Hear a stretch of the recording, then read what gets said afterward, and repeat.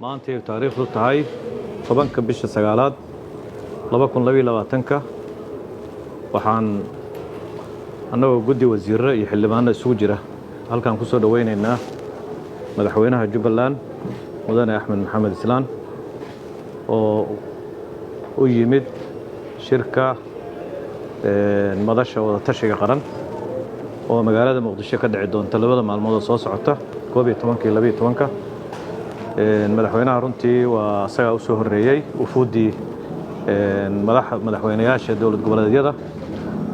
si sharaf leh ayaana loo soo dhaweeyay madaxweyne soo dhawow runtii sharaf ay noo tahay maanta inaad aan halkan kugu soo dhaweyno adigoo u yimid bilaabayna madaxweynayaasha dawlad goboleedyada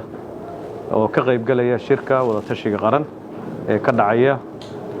biri iyo saadambe maalmaha soo socda magaalada Muqdisho oo aan rajaynayno dadka Soomaaliyeed ay aad u dhowrayaan natiijo wax ku ool ah iyo muwaafaqo inuu ku dhamaado madaxweyne soo dhawow